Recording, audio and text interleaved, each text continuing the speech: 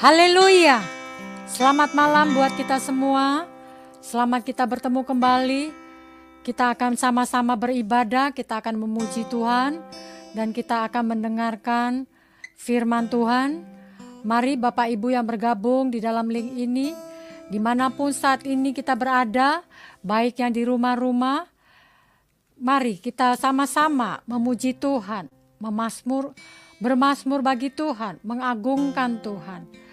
Dan kiranya kita semua mendapatkan lawatan Tuhan di malam hari ini. Mari kita bersatu di dalam doa. Segala puji dan syukur kami naikkan kepadamu Bapa. Engkau adalah Tuhan kami yang benar, Tuhan kami yang hidup, Tuhan yang sangat mengasihi kami. Kami bersyukur kalau malam hari ini Tuhan kami boleh Tuhan berikan kesempatan untuk kami datang menyembah-Mu, untuk kami menikmati hadirat-Mu, dan kami juga mau terima firman-Mu. Urapi kami Tuhan, urapi kami semua, dan kami percaya Tuhan, hadirat-Mu memenuhi kami, menjamah kami, setiap kami yang di rumah-rumah merasakan hadirat Tuhan. Terima kasih Roh Kudus, Engkau yang mengambil alih, Engkau yang menjamah umat-umat-Mu, Engkau yang berkarya. Karena satu kerinduan kami, lewat puji-pujian kami ini, kami dapat menyenangkan hati-Mu Tuhan. Kami serahkan hidup kami Tuhan, hanya bagi-Mu. Waktu yang ada saat ini hanya bagi Tuhan. Terima kasih Bapa. Di dalam nama Tuhan Yesus Kristus, kami sudah mengucap syukur dan kami mau memuji-Mu. Haleluya. Amin. Kasih setia Tuhan tidak pernah berubah.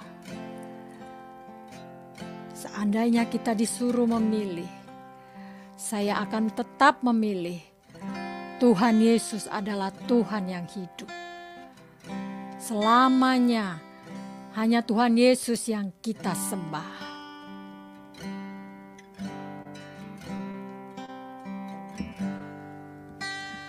Kasih setiamu Tuhan lebih dari hidupku. Jalan-jalan-Mu ya Tuhan terbaik bagiku. Dari semua yang Kau katakan, tiada dusta ku temui. Dari semua yang Kau janjikan, tiada yang tak terpenuhi. Kasih setiamu Tuhan lebih dari hidupku. Jalan-jalan-Mu ya Tuhan terbaik bagiku. Dari semua yang Kau katakan, tiada dusta ku temui. Dari semua yang Kau janjikan, tiada yang tak terpenuhi. Andaikan ku harus memilih, tetap hatiku padamu, tak satu pun dapat menggantikanmu. selamanya berarti bagiku, lebih dari semua yang ada. Kaulah segalanya bagiku, tak ingin ku berpaling darimu.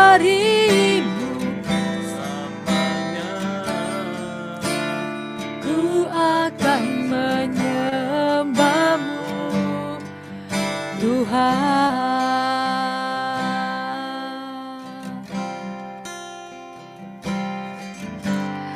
Kasih setiamu, Tuhan, lebih dari hidupku. Jalan-jalanmu ya Tuhan, terbaik bagiku. Dari semua yang kau katakan, tiada dusta ku temui. Dari semua yang kau janjikan, tiada yang tak terpenuhi. Andaikan ku harus memilih, tetap hatiku padamu, tak satu pun dapat menggantikanmu. Hanya kau yang berarti bagiku, lebih dari semua yang ada. Kaulah segalanya bagiku, tak ingin ku berpaling darimu selamanya. Ku akan menyembahmu. Haleluya.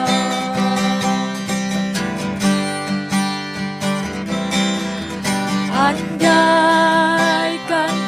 harus memilih,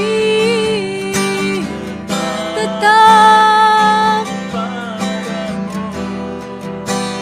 tak satu pun dapat menggantikan. Hanya kau Tuhan,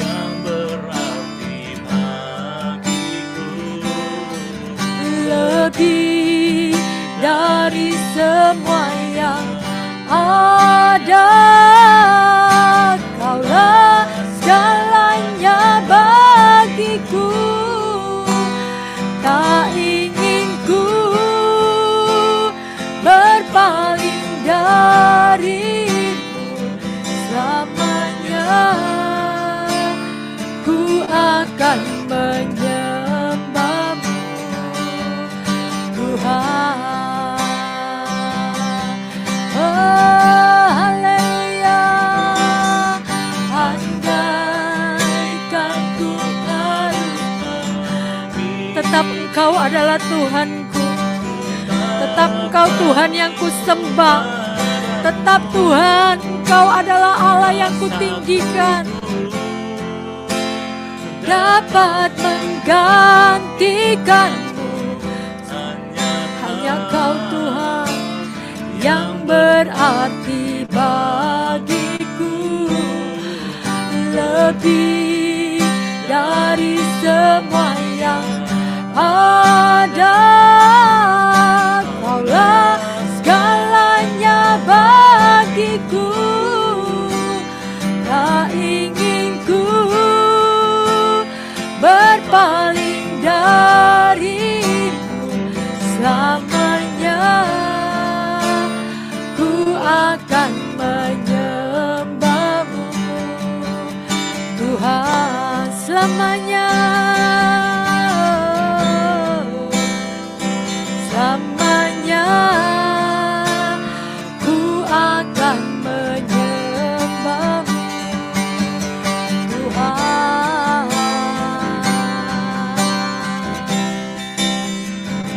Selamanya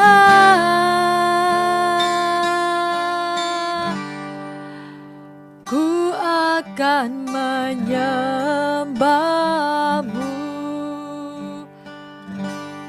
Tuhan. Beri kemuliaan bagi Tuhan. Ku tinggikan namamu, Tuhan, selamanya Kau, Tuhan. Ku sembah, ku tinggikan namamu, mulia namamu, Kau ku sembah selamanya, Kau ku sembah, Kau yang ku sembah. Tiada satu pun dapat menggantikanmu. Haleluya. Hanya Kau, Tuhan, yang ku sembah. Kaulah segalanya, Allah yang besar, Allah yang besar. Ku sembah, ku sembah, mulialah Kau, Tuhan, mulialah Kau, Tuhan. Tinggikan namamu, kami agungkan Kau, Tuhan. Haleluya, haleluya. Penuhi kami, Tuhan, penuhi kami.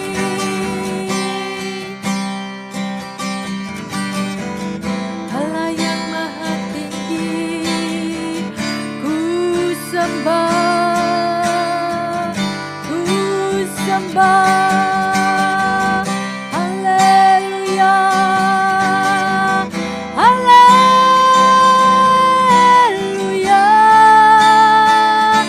haleluya. Kau ku sembah, Allah yang besar. Ku tinggikan namamu, Kau ku sembah. Haleluya.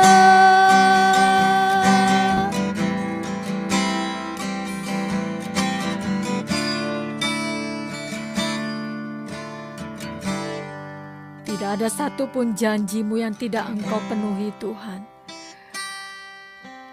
yang tidak Engkau tepati, Tuhan. Karena Engkau adalah Tuhan yang setia, Tuhan yang tidak pernah ingkar janji.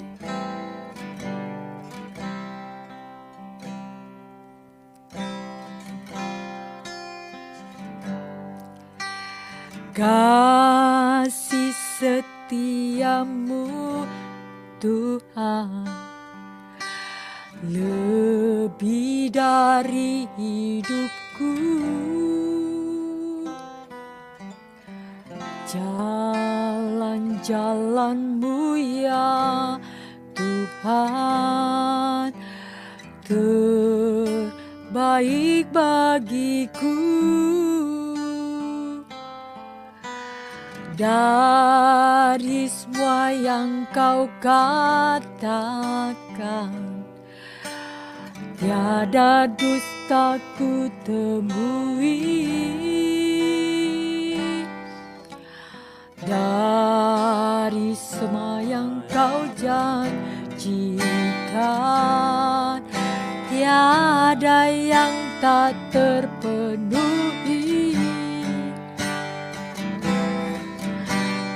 Andaikan ku harus Tetap hatiku padamu, tak satu pun dapat menggantikanmu. Hanya Kau yang berarti bagiku, lebih dari semua yang ada. Kaulah segalanya bagiku, tak ingin ku berpaling darimu. Selamanya ku akan menyembahmu, Tuhan.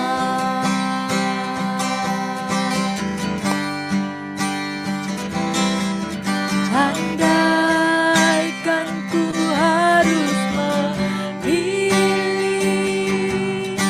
tetap hatiku padamu. Tidak ada satupun yang dapat menggantikanmu Tuhan di dalam hidupku. Hanya Engkau satu-satunya di dalam hidupku Tuhan. Hanya Engkau Tuhan Yesus, lebih dari semua yang ada. Kaulah segalanya bagiku, ku berpaling darimu. Selamanya ku akan menyembahmu, Tuhan.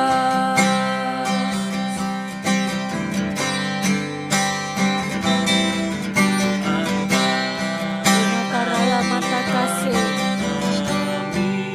kami akan tetap memilih-Mu Tuhan Yesus. Apapun yang sedang kami hadapi Tuhan, penderitaan, siksaan, kami tetap menyembah-Mu Tuhan. Karena Engkau tidak dapat tergantikan di dalam hidup ini Tuhan. Engkau begitu berarti Tuhan, lebih dari semua yang ada. Kaulah segalanya bagiku, tak ingin ku berpaling darimu. Selamanya ku akan menyembahmu, Tuhan. Selamanya ku akan menyembahmu, selamanya.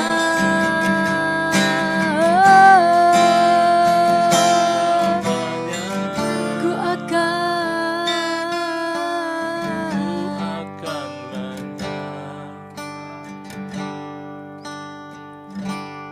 Tuhan. Kami akan tetap setia, kami akan tetap menyembah-Mu Tuhan. Kami mengasihi-Mu Tuhan, kami mengasihi-Mu Tuhan Yesus. Karena Tuhan adalah penolong kami. Engkau yang memberikan kami kelepasan dan Engkau memberikan kami kemenangan.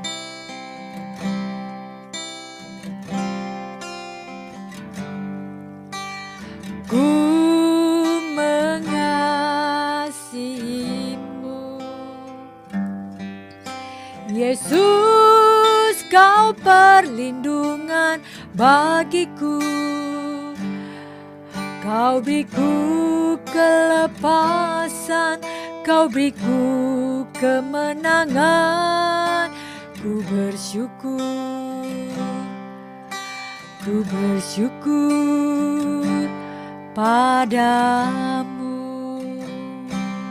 Terima kasih Tuhan, kami bersyukur.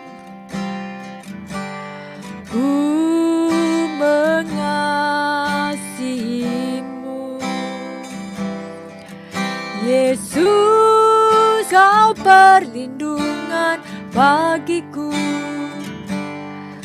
Kau beriku kelepasan, Kau beriku kemenangan. Ku bersyukur, kami bersyukur Tuhan. Ku bersyukur padamu. Mari kita angkat tangan kita tinggi-tinggi. Hosana bagimu di tempat yang maha tinggi. Hosana bagimu Yesus di tata maha kudus. Ku memujimu selalu, ku sembah Kau selamanya. Sungguh Yesus, ku cinta padamu. Hosana bagimu di tempat yang maha tinggi. Hosana bagimu Yesus di tata maha kudus. Ku memujimu selalu, ku sembah Kau selamanya.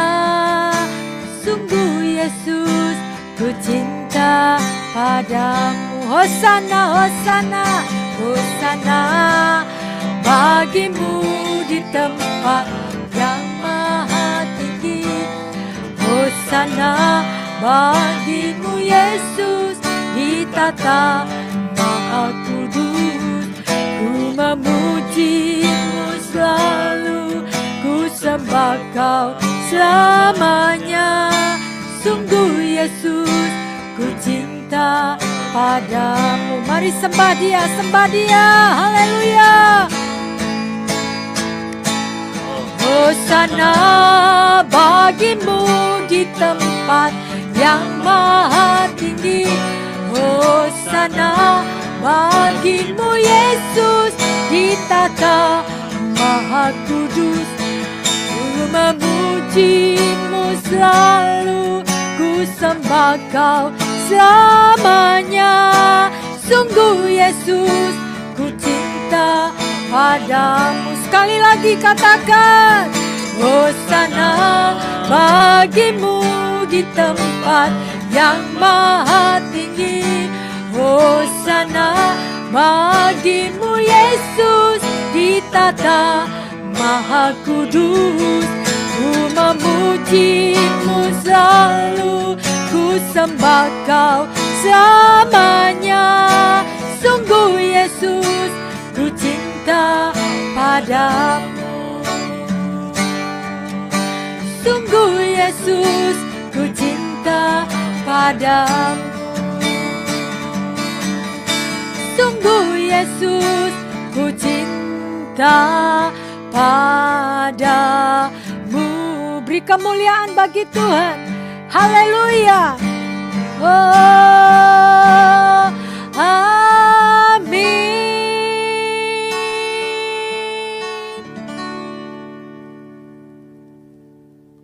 Bapa, kami bersyukur di dalam nama Tuhan Yesus kami datang kepadamu pada kesempatan ini. Terima kasih atas kebaikan Tuhan yang begitu berlimpah. Dan sekarang kami akan menikmati kebenaran firman Tuhan. Roh Kudus urapi kami, biarlah Engkau membuka pengertian dan Engkau membuka hati kami, karena hati kami adalah tanah yang akan diisi, ditanam firman-Mu.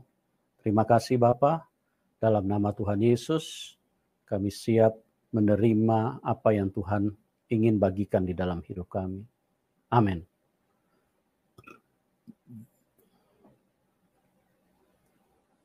Kita berjumpa kembali di dalam kasih Tuhan Yesus Kristus, dan saya berdoa supaya semua kita dalam keadaan baik-baik, dalam keadaan yang bertumbuh, dalam keadaan yang siap untuk hal-hal yang berasal dari Tuhan. Sebab di dalam hidup ini banyak saya memperhatikan orang datang kepada Tuhan tetapi tidak terhubung dengan Tuhan. Karena didasari dengan motivasi. motivasi yang bermacam-macam. Motivasi surga hanya satu. Kita harus mengasihi Tuhan Allah kita dengan segenap hati, segenap jiwa, segenap akal budi, dan segenap kekuatan. Tidak dibutuhkan motivasi lain. Yang menjadi kenyataan kalau kita perhatikan bahwa umat Tuhan datang kepada Tuhan itu adalah asas pemanfaatan. Kalau kita perhatikan bangsa Israel, mereka mengejar-ngejar Tuhan dengan berbagai macam motivasi. Tapi sebagian besar mereka asas pemanfaatan. Mereka ingin memanfaatkan karena Tuhan ada dan Tuhan mau melakukan mujizat, mau menyatakan kebaikan. Inilah motivasi terbesar. Sebab itu mereka dengan segala kebutuhan, dengan segala keinginan, dan dengan segala hal-hal yang mereka perlukan kepada Tuhan. Tuhan tahu apa yang menjadi kebutuhanmu. Tuhan tahu apa yang menjadi kerinduanmu. Tapi kalau engkau datang dengan motivasi seperti ini, maka inilah yang membuat penghalang dan manusia tidak bisa berjumpa dengan Tuhan. Karena Tuhan tidak bisa digerakkan oleh motivasi manusia. Tuhan tidak bisa digerakkan oleh motivasi umatnya. Tapi Tuhan digerakkan oleh hakikatnya. Hakikat Tuhan itu adalah pribadi yang mencintai dan mengasihi. Tuhan berkata pada kedua hukum inilah tercantum seluruh hukum Taurat. Kasihilah Tuhan Allahmu dengan segenap hatimu, segenap jiwamu, dan segenap akal budimu. Itulah hukum yang pertama dan yang terutama. Dan kasihilah sesamamu manusia seperti dirimu sendiri. Pada kedua hukum inilah tercantum seluruh hukum Taurat. Dasar yang Tuhan inginkan di dalam kita datang kepada Tuhan adalah kasih. Sebagaimana Tuhan sudah mengasihi kita dengan menyerahkan dirinya, dengan menyerahkan hidupnya, dikorbankan, menderita dengan penderitaan yang tiada taranya. Dia disiksa oleh ciptaannya sendiri, oleh manusia karena kebodohannya yang diperalat oleh setan. Dan itu adalah bukti bahwa dia mencintai setiap manusia. Dia mengasihi setiap kita. Dia berbuat baik kepada kita bukan karena kita baik.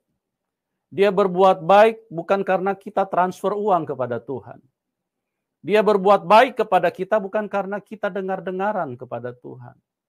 Dia berbuat baik kepada kita karena memang dia baik. Hakikat dia memang baik.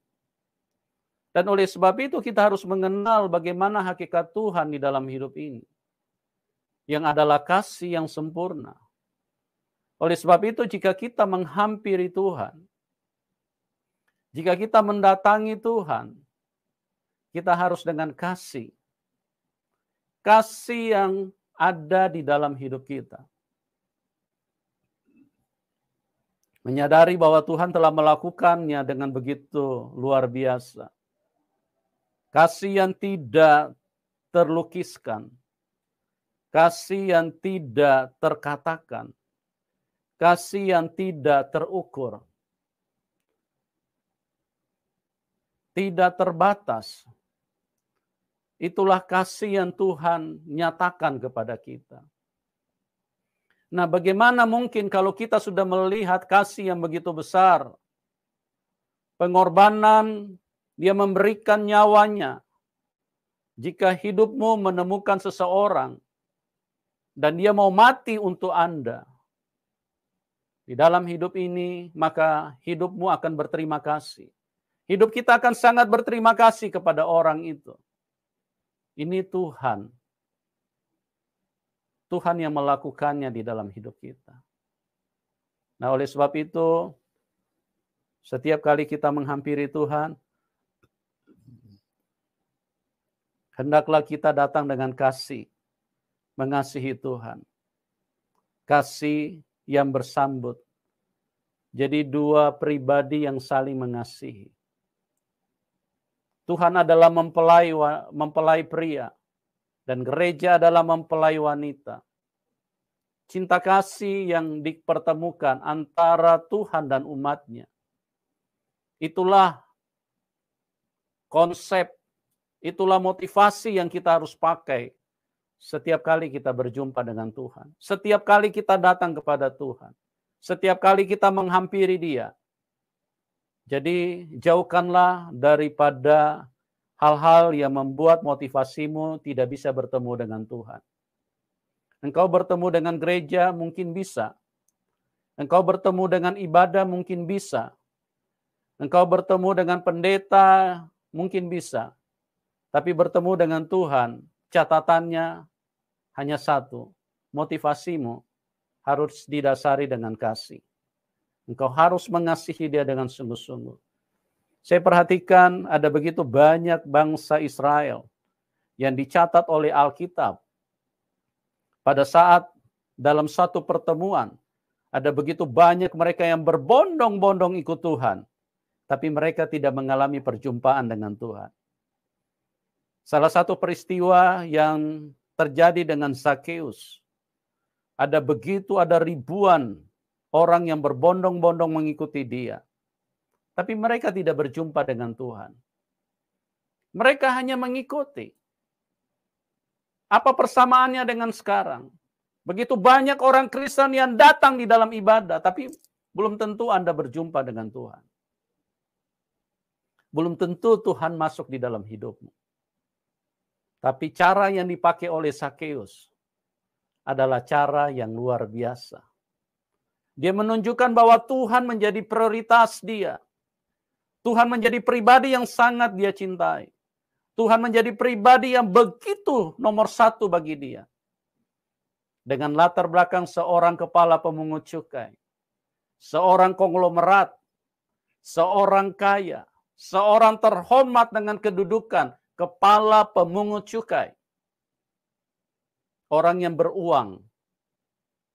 Pada saat dia menghampiri Tuhan, di dalam kondisi yang begitu berdesak-desakan manusia berjejal-jejal, dia menunjukkan bahwa dia mengasihi Tuhan. Dia naik pohon. Naik pohon di sini bukanlah suatu pekerjaan yang gampang. Ya, karena dia bukan tukang kebun. Dia kepala pemungut cukai. Kalau dia tukang kebun mungkin itu hal yang mudah bagi dia.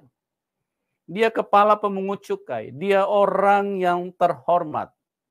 Dia orang yang berpendidikan. Karena dia berpendidikan maka dia diangkat menjadi kepala pemungut cukai. Dia orang yang berpengetahuan.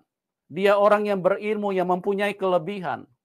Tapi pada saat dia berjumpa dengan Tuhan, pada saat dia mencari Tuhan, dia mencari posisi yang tepat. Untuk apa? Supaya tidak ada satupun yang bisa menghalangi dia. Dia naik di atas pohon. Risiko sangat besar. Dia jatuh mungkin iya. Karena apa? Dia bukan tukang kebun. Dia bukan tukang panjat pohon. Dia kepala pemungut cukai. Tapi di sini menunjukkan bahwa dia sangat mengasihi Tuhan. Tidak boleh ada satu orang pun yang menghalang di depan. Tidak boleh ada satu pribadi pun yang membuat dia tidak bisa melihat Tuhan. Itu yang dia lakukan. Kenapa dia naik pohon? Dan itulah yang membuat Tuhan berjumpa dengan Zakeus. Itulah yang membuat Tuhan masuk di dalam hidupnya. Tuhan berkata, Zakeus, turunlah. Karena hari ini aku akan menumpang di rumahmu. Tuhan menumpang di rumah Zakeus bukan karena dompetnya tebal. Tapi karena kasihnya Zakeus yang luar biasa kepada Tuhan. Dia tidak mau ada satu orang pun yang menghalangi dia. Yang menghalangi pandangannya untuk melihat Tuhan. Dia harus tahu, dia harus pastikan bahwa semua tentang Tuhan dia ketahui. Dia bisa lihat dengan jelas di matanya. Oh, betapa luar biasa kalau kita memiliki sikap kasih yang seperti dimiliki oleh Zakeus. Tuhan juga akan berkata kepada hidupmu. Tuhan akan memanggil namamu. Dan Tuhan akan berkata, hari ini aku akan tinggal di rumahmu. Aku akan masuk di hatimu. Karena engkau adalah orang yang mengasihi aku. Tapi kalau Anda datang cuma dengan motivasi asas manfaat, apalagi dengan motivasi-motivasi yang tambah nggak jelas, datang beribadah, datang ke gereja cuma karena takut mertua, datang beribadah cuma karena takut orang tua, datang beribadah cuma karena tidak enak dengan tetangga, datang beribadah cuma karena takut dengan pasanganmu, datang beribadah hanya karena cari jodoh. Luruskan itu. Karena apa? Karena kalau engkau tidak mengasihi Tuhan, firman Tuhan menyatakan engkau tidak mungkin berjumpa dengan Dia. Engkau tidak mungkin akan masuk bersekutu dengan Tuhan. Milikilah cinta kasih karena Dia adalah cinta kasih. Dia mengasihi hidupmu. Oleh sebab itu, datanglah dengan sungguh-sungguh. Persiapkan dirimu supaya engkau bisa berjumpa dengan Tuhan. Di dalam dunia ini kita harus berjumpa. Kita harus mengalami Tuhan.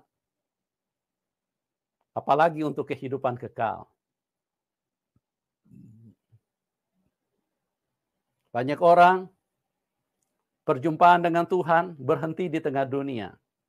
Artinya tidak berlanjut. Tidak berlanjut sampai kekekalan. Saya memperhatikan ada tokoh-tokoh yang berjalan dengan begitu semangat di waktu mula-mula. Tapi di tengah jalan mereka mulai berubah haluan. Dan itu juga dicatat oleh firman Tuhan.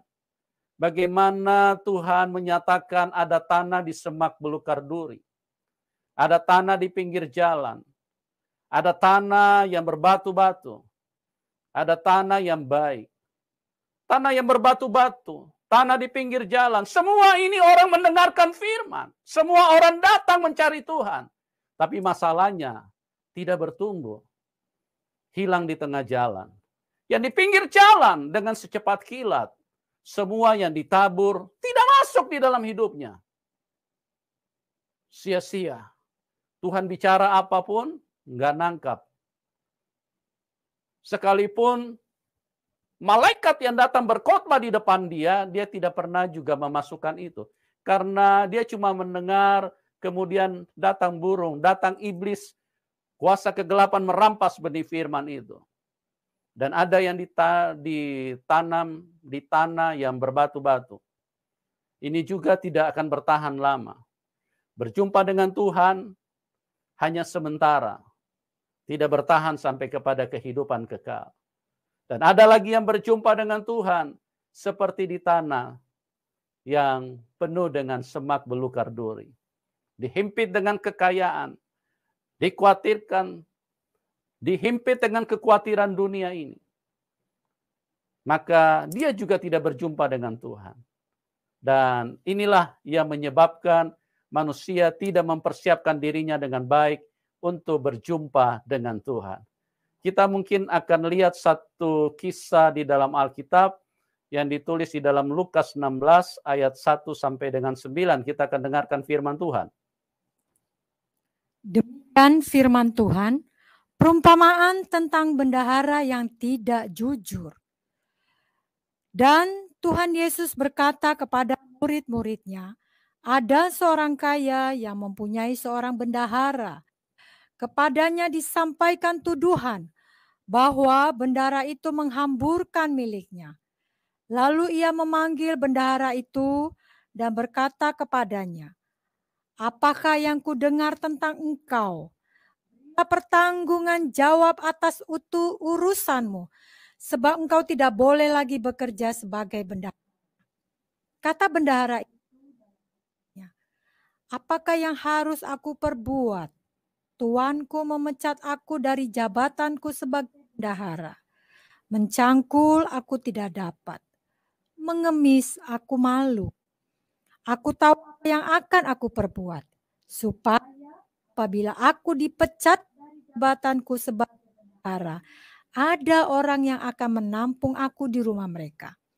Lalu ia memanggil seorang demi seorang yang berhutang kepada tuannya. Katanya kepada yang pertama, Berapakah pada tuanku? Jawab orang itu, 100 tempayan minyak. Lalu katanya kepada orang itu, inilah surat hutangmu, duduklah dan buat surat hutang lain sekarang juga, 50 tempayan. Kemudian ia berkata kepada yang kedua, dan berapakah hutangmu? Jawab orang itu, 100 pikul gandum. Katanya kepada orang itu, inilah surat hutangmu. Buatlah surat hutang lain, 80 pikul. Lalu tuan itu memuji bendahara yang tidak jujur itu, karena ia telah bertindak dengan cerdik. Sebab anak-anaknya ini lebih cerdik terhadap sesamanya daripada anak-anak terang.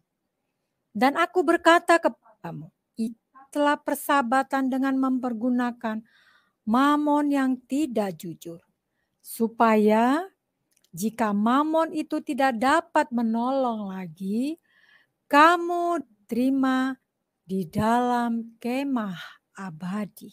Amin.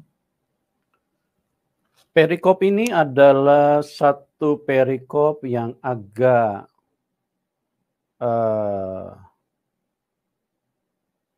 menurut orang-orang yang tidak bertumbuh di dalam Tuhan, mereka akan sedikit aneh dengan perikop ini. Karena di sini menceritakan tentang pekerjaan seorang bendahara yang tidak jujur. Bendahara yang tidak jujur, di mana kemudian mendapatkan pujian dari tuannya.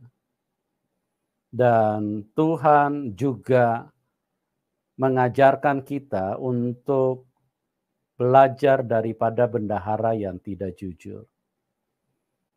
Cukup lama saya bertanya-tanya kepada Tuhan, kenapa perikop ini dimasukkan di dalam Alkitab? Bahkan camkanlah apa yang dikatakan oleh bendahara yang tidak jujur.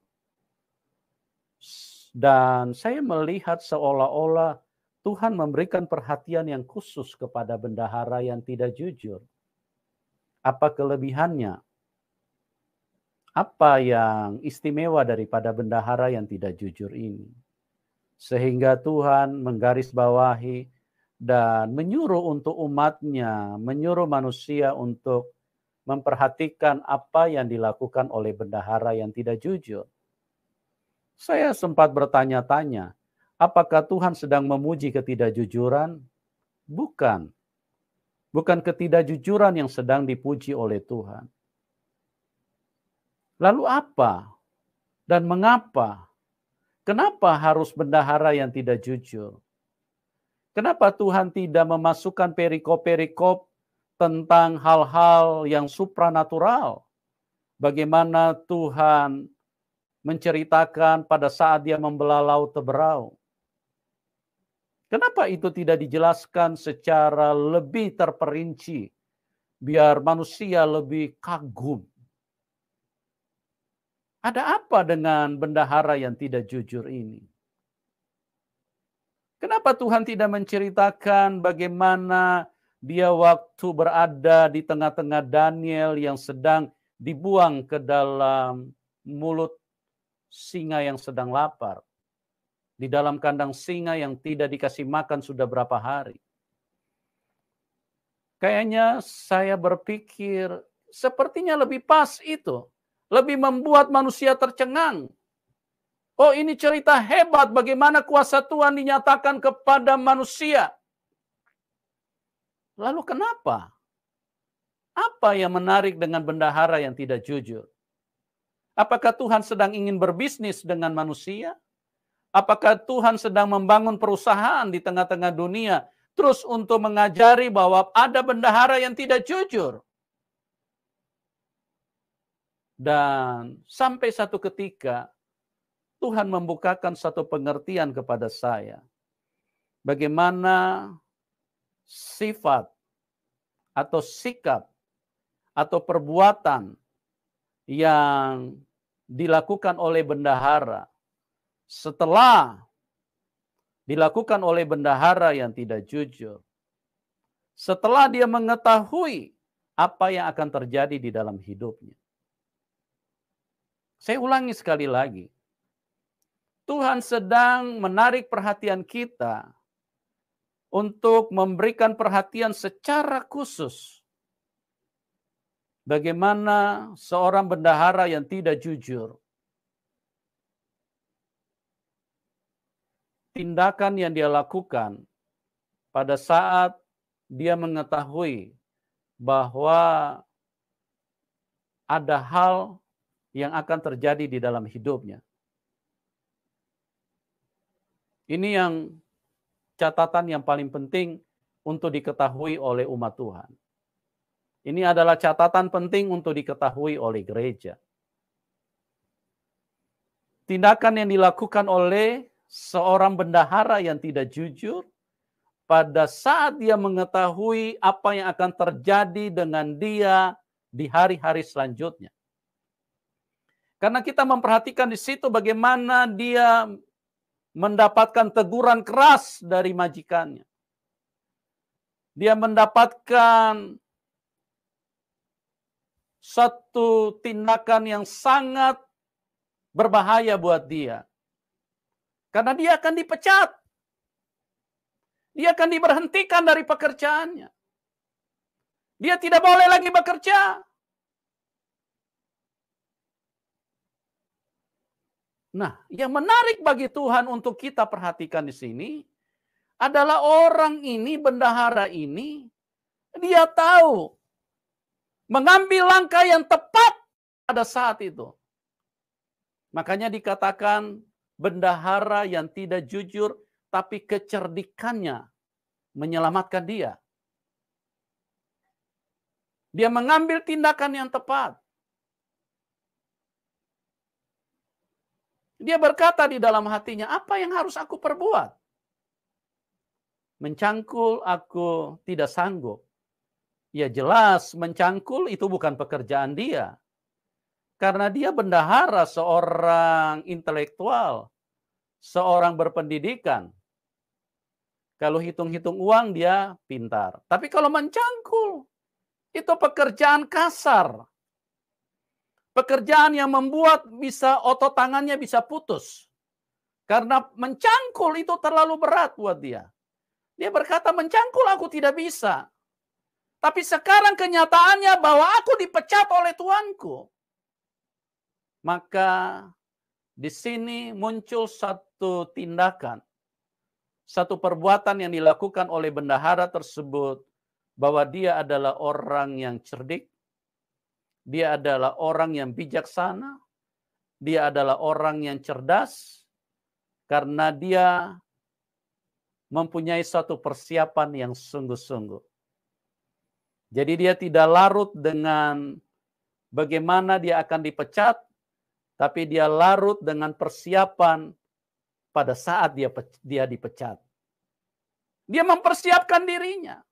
Dia mengantisipasi sebelumnya apa yang akan terjadi di dalam hidupnya. Karena dia sudah berkata, dia sudah berpikir jauh sebelumnya. Mencangkul aku tidak bisa.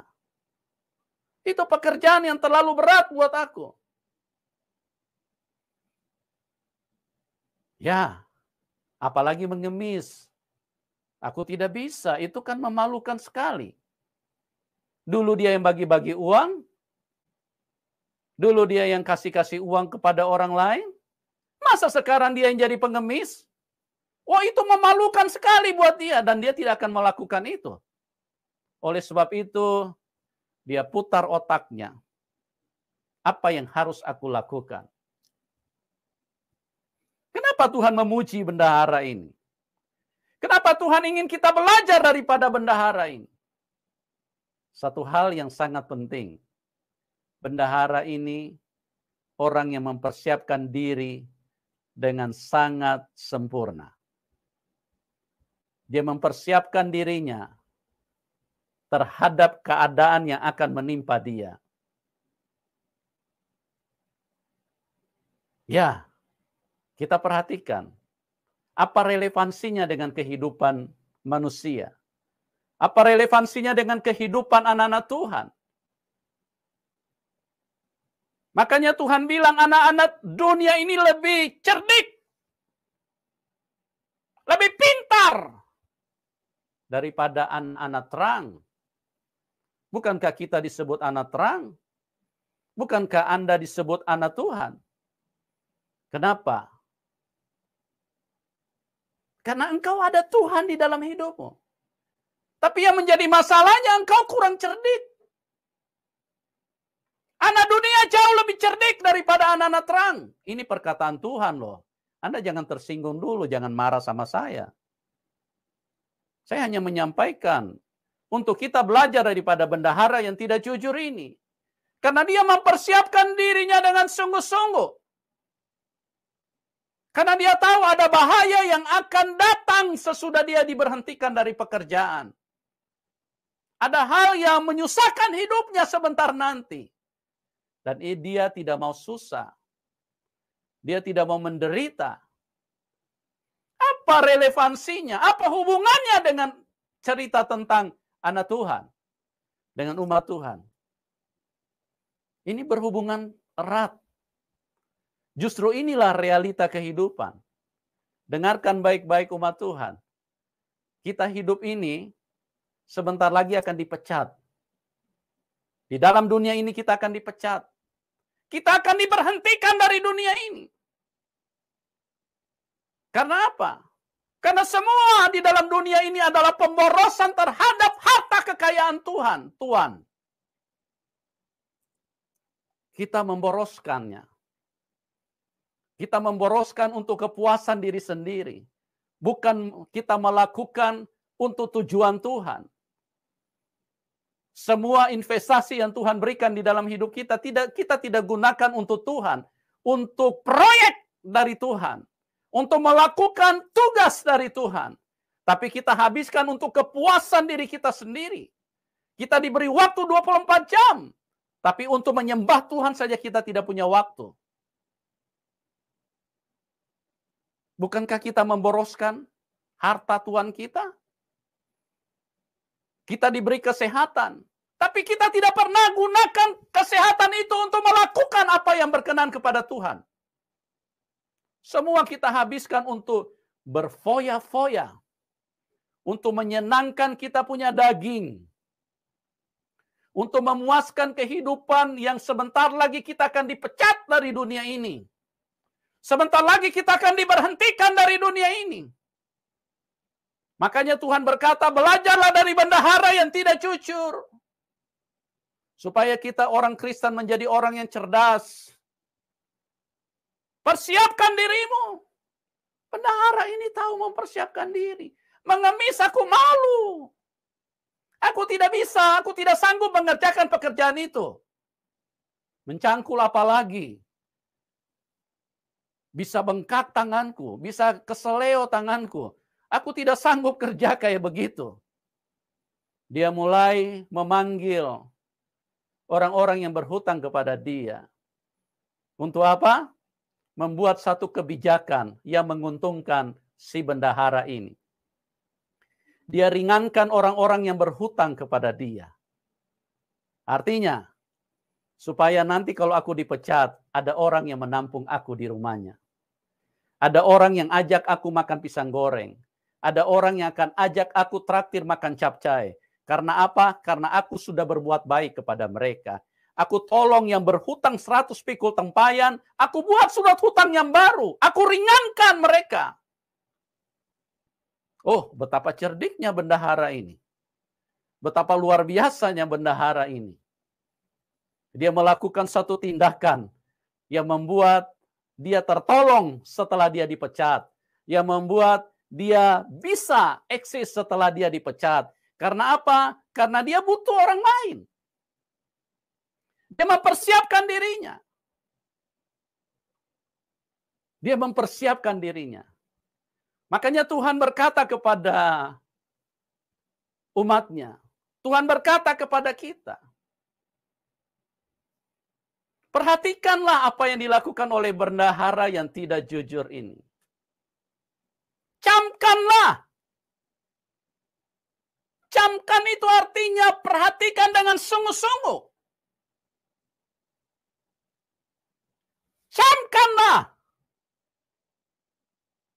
Ini bahasa yang harus kita garis di bawahi. Kita harus garis setebal mungkin. Supaya kita ingat-ingat dan kita tahu, kita camkan dengan sungguh-sungguh. Camkanlah apa yang dikatakan oleh bendahara yang tidak jujur. Supaya, kata Tuhan, ikatlah persahabatan dengan mempergunakan mamon yang tidak jujur. Mamon yang tidak jujur adalah sesuatu yang menggerakkan dunia ini. Ikatlah persahabatan. Pakailah mamon yang tidak jujur itu untuk tujuan Tuhan. Untuk membangun persaudaraan di dalam Tuhan. Untuk membangun pelayanan itu di dalam Tuhan. Untuk membangun hubungan. Supaya apabila mamon itu tidak bisa menolong lagi. Kita di dalam dunia ini. Semua mempergunakan mamon. Belajarlah dari bendahara yang tidak jujur. Dan kita tahu bahwa mamon ini sebentar lagi kita tidak bisa gunakan karena kita dipecat dari mamon. Kita akan meninggalkan dunia ini. Kita akan diberhentikan dari mamon itu. Dan Tuhan bilang, cerdiklah, pergunakanlah mamon itu dengan bijaksana. Jadikanlah mamon itu untuk membuat satu persaudaraan, satu persahabatan. Jangan jadikan mamon itu menjadi sarana pertikaian. Jangan menjadikan mamon itu sarana kebencian. Jangan menjadikan mamon untuk Anda hidup berfoya-foya untuk diri sendiri. Tapi ikatlah persahabatan dengan mamon. Karena itulah yang dikehendaki Tuhan. Supaya apabila mamon tidak bisa menolong lagi. Apa kata Tuhan di dalam ayat yang ke-9? Kamu diterima di dalam kemah abadi. Kita lihat dulu mulai dari ayat 5. Kita ulang bacanya. Lukas 16. Lalu dia memanggil seorang demi seorang yang berhutang kepada tuannya. Katanya kepada yang pertama, berapakah hutangmu kepada tuanku? Jawab orang itu, 100 tempayan minyak. Ya, berapa hutangmu kepada tuanku? 100 tempayan minyak. Lalu katanya kepada orang itu, inilah surat hutang. Inilah surat hutangmu. Duduklah dan buat surat hutang lain sekarang juga. Duduklah dan buat surat hutang yang lain. 50 tempayan. 50 tempayan. Kemudian ia berkata kepada yang kedua, Dia ringankan orang ini. Karena dia tahu, orang ini kalau aku bantu, sebentar dia tidak lupa. Dia akan tampung aku di rumahnya. Karena aku sudah tolong dia sekarang. Betapa cerdiknya dia. Inilah yang Tuhan maksudkan. Belajarlah, camkan dari bendahara yang tidak jujur itu. Perkataan dari bendahara yang tidak jujur. Betapa dia mempersiapkan dirinya dengan sungguh-sungguh. Dia tahu bahaya sudah ada di depan dia. Kalau kita orang Kristen, sudah tahu ada neraka. Tidak pernah persiapkan diri. Sepertinya kayaknya manusia ini, kayaknya orang Kristen ini lebih jago dari neraka. Saya tidak tahu apakah karena mereka terbuat dari, saya katakan, ya, besi baja sekeras apapun dengan suhu yang 2000 derajat Celcius itu meleleh. Itu nurut itu besi. Anda bisa bayangkan neraka itu bisa jutaan derajat Celcius. Bahkan bisa mencapai ratusan juta derajat Celcius. Anda tidak pernah berpikir tentang kekekalan. Hidupmu tidak pernah berpikir betapa ada kesusahan besar yang sedang menanti hidupmu. Oleh sebab itu, persiapkan dirimu. Jangan Tuhan berkata anak-anak dunia ini lebih cerdik daripada anak-anak terang. Tuhan mau pakai bahasa apa sama kita? Baru kita sadar. Tidak pernah mempersiapkan diri. Dengarkan teman-teman. Mau sekolah saja kita punya persiapan. Tidak bisa hanya cuma mau, saya mau sekolah di situ. Harus dipersiapkan dulu, Anda daftar dulu. Syarat dan ketentuan harus dipenuhi. Ya, Anda mau jadi pekerjaan online, Grab atau Gojek, Anda juga harus daftar dulu. Tidak bisa cuma modal keinginan, saya mau jadi Grab atau mau jadi apa. Terus ada persiapan, daftar dulu, syarat dan ketentuan dipenuhi dulu. Punya SIM nggak? Ya, punya SIM nggak?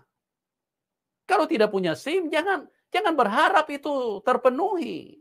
Syarat dan ketentuan dipenuhi. Persiapkan dirimu. Apa yang engkau mau lakukan, harus ada persiapan.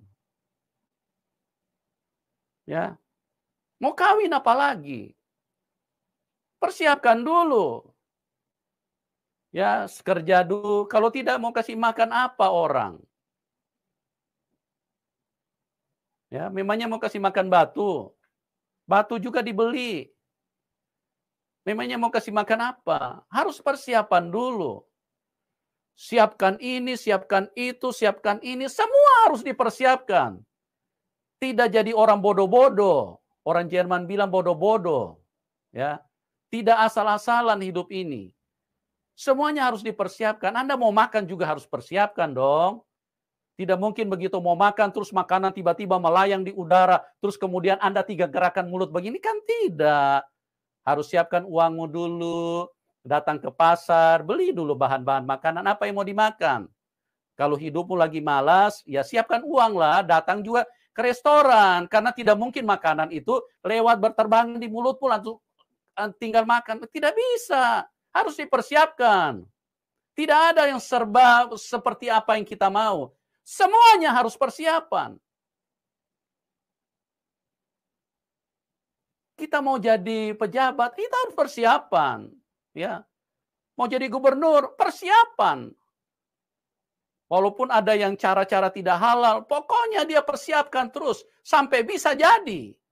Nah, ini belajarlah dari orang dunia. Orang dunia itu semuanya dipersiapkan. Kenapa kita ini anak Tuhan sudah tahu ada yang namanya kehidupan kekal. Tapi kita tidak pernah mempersiapkan diri. Yang kita punya, yang kita persiapkan cuma kehidupan daging, kehidupan yang sementara. Anda sudah siap ketemu Tuhan? Kan belum. Makanya siapkan dirimu dari sekarang. Yang cuma disiapkan cuman untuk urusan makan, untuk urusan minum, untuk darah dan daging. Persiapkan dirimu. Ingatlah, pergunakanlah mamon. Ikatlah persahabatan dengan mempergunakan mamon yang tidak jujur.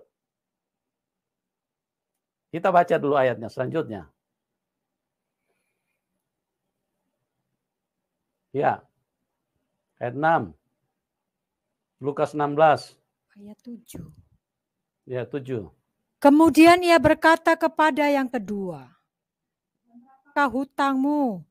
Jawab, "Pikul gandum."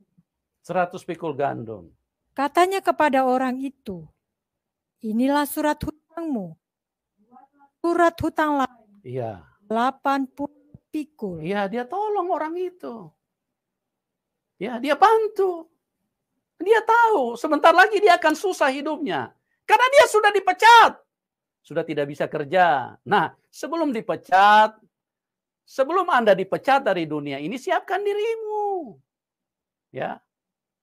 Kalau membuat mujizat seperti tadi yang saya harapkan, kenapa tidak Tuhan ceritakan bagaimana Tuhan ada mendampingi Daniel pada waktu dia di mulut singa? Itu cuma membuat kita terkagum-kagum. Wah, luar biasa sekali Tuhan itu. Tapi kita tidak persiapan diri. Tapi kalau yang ini bendahara yang tidak jujur, ini lebih dahsyat dari itu. Ini kita membuat kita bersiap ini. Ya.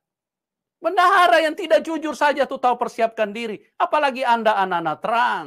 Ikatlah persahabatan dengan mempergunakan mamon yang tidak jujur. Supaya jika mamon tidak bisa dipergunakan lagi, Anda diterima di dalam kemah abadi. Supaya apabila mamon tidak bisa digunakan lagi, kamu diterima di kemah abadi. Apabila uang sudah tidak bisa berfungsi di dalam hidupmu, kapan uang tidak bisa berfungsi? Kapan mamon tidak bisa berfungsi? Iya, pada saat innalillahi. pada saat sudah kaku di dalam peti. Nah, itu tidak butuh mamon itu. Ya. Mau dikasih mamon juga cuma orang yang ambil. Tidak butuh dia tuh, tidak butuh mamon dia. Makanya sebelum mamon tidak bisa dipergunakan lagi, persiapkan dirimu, jadilah seperti bendahara yang tidak jujur. Begitu teman-teman. Tuhan mau, camkanlah perkataan yang dikatakan oleh bendahara yang tidak jujur itu. Ya, kita mau ketemu, nggak usah jadi pejabat. Mau ketemu pejabat saja harus siapkan diri.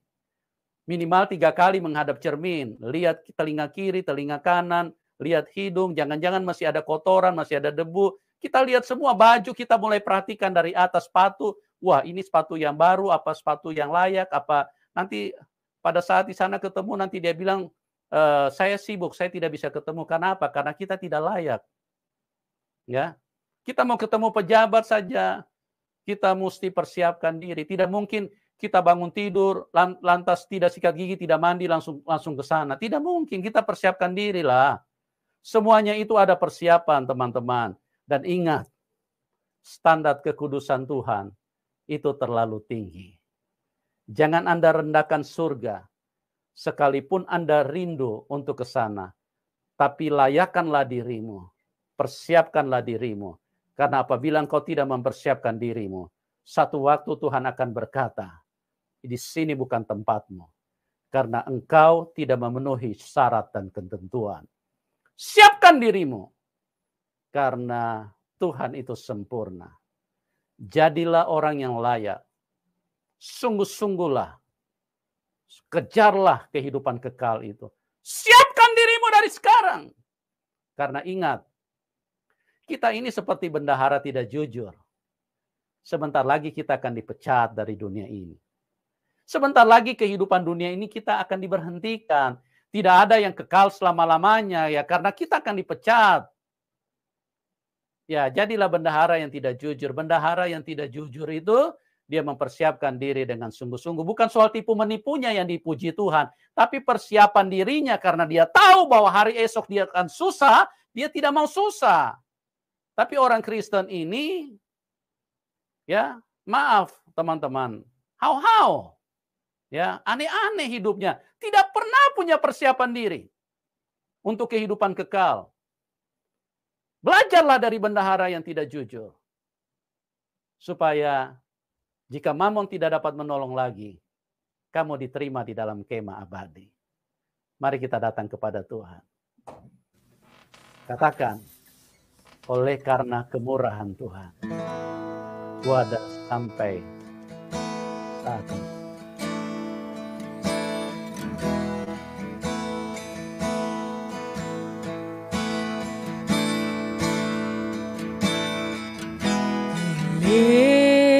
Karena kemurahan Tuhan ku ada sampai hari ini. Oleh karena kebaikan Tuhan, janji-Mu terjadi bagiku. Ya, temponya lebih lambat.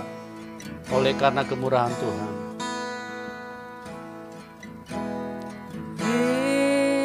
Karena kemurahan Tuhan ku ada sampai hari ini.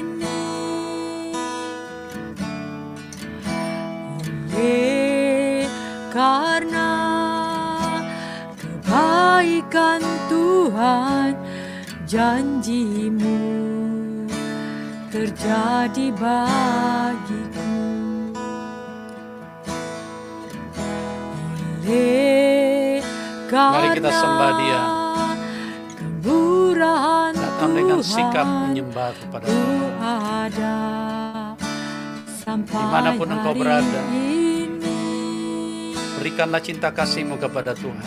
Oleh karena kebaikan Tuhan, janji-Mu terjadi terjadi bagi Katakan dengan sungguh-sungguh oleh karena kemurahan Tuhan.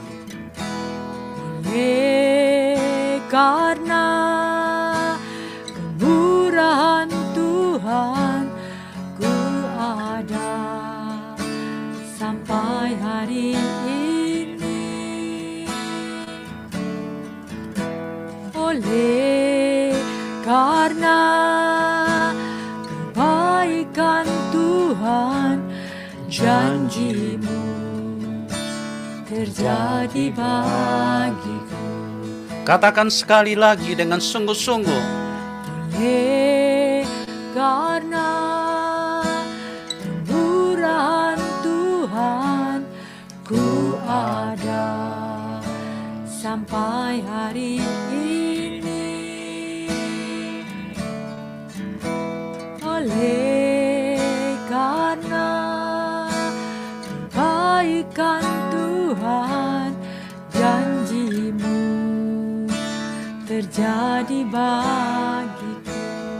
Bersama Ku sembah Kau Tuhan, ku mengangkat tanganku selamanya. Kau ajaib bagiku. Ku sembah Kau Tuhan, ku mengangkat wajahku selamanya.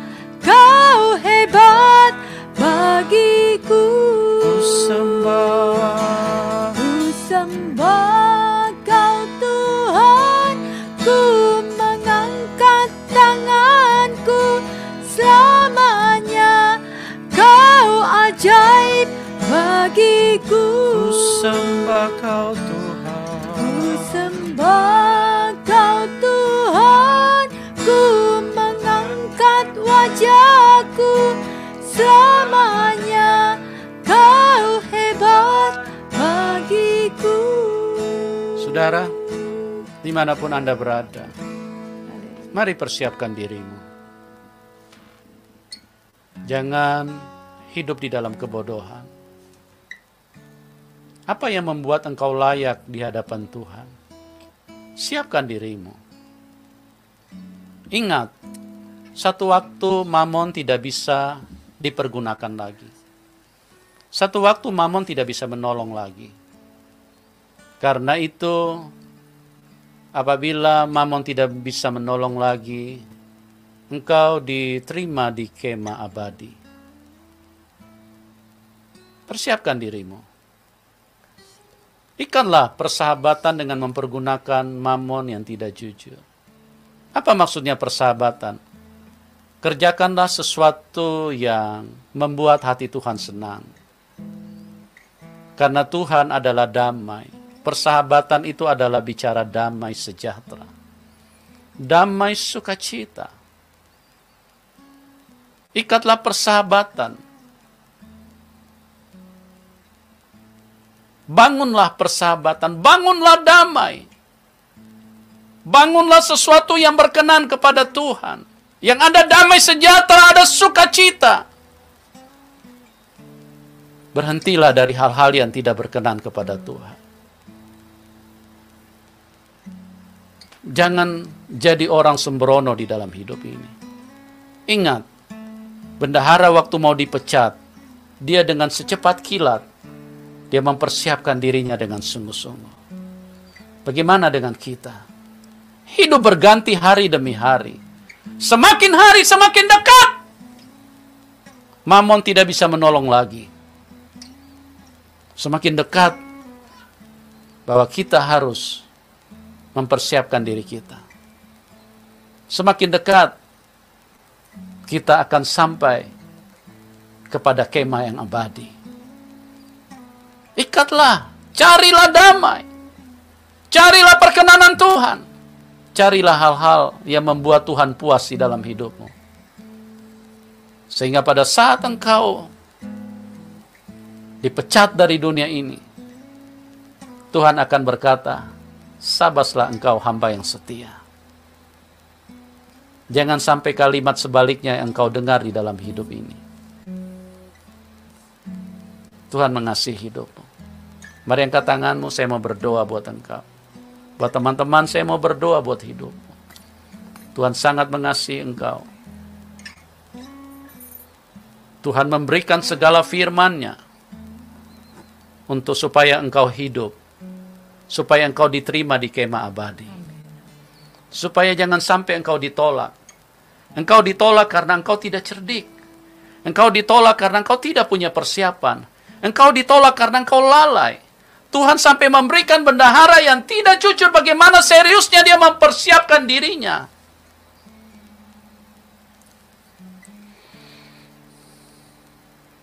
Tuhan Yesus, angkat tanganmu teman-teman. Engkau melihat umatmu. Betapa beratnya perjalanan hidup yang dilakukan oleh mereka. Selama ini, banyak yang tidak mempersiapkan diri, Tuhan. Hidup sembrono. Hidup semau gue. Hidup hanya untuk menyenangkan daging. Hidup hanya untuk berpuas-puas. Menghamburkan semua harta milik tuannya. Semua yang Tuhan berikan dipakai untuk berfoya-foya, untuk berboros-boros. Tuhan, pada malam hari ini curahkan belas kasihan-Mu. Ampuni umat-Mu dan belas kasihani kami. Curahkan kemurahan-Mu dan tolong kami. Firman-Mu sudah disampaikan. Roh Kudus ingatkan di dalam setiap kami untuk setiap hari mengingat, mencamkan tentang apa yang disampaikan oleh bendahara yang tidak jujur. Aku tahu apa yang aku harus perbuat. Mencangkul aku tidak bisa, mengemis aku malu. Tuhan Yesus, lepaskan belas kasihan-Mu menyentuh kami semua pada malam hari ini. Terima kasih Tuhan. Buat belas kasihan Tuhan, buat jamahan Tuhan, buat firman-Mu. Dan sekali lagi angkat tanganmu umat Tuhan. Dan terimalah berkat Tuhan. Berkat Abraham, Ishak, dan berkat Yakub. Turun di dalam setiap kita. Untuk menjadikan kita orang-orang yang diberkati untuk kehidupan yang kekal. Turunlah berkat Ishak.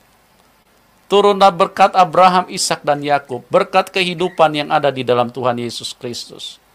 Memenuhi kita semua. Sampai selama-lamanya. Di dalam nama Tuhan Yesus, terima dengan iman. Semua kita yang percaya berkata, amin. Puji Tuhan. Tuhan mengasihi siapapun Anda. Tuhan sangat mencintai Anda semua. Jadilah orang-orang yang mengasihi Tuhan. Salam kemenangan. Tuhan.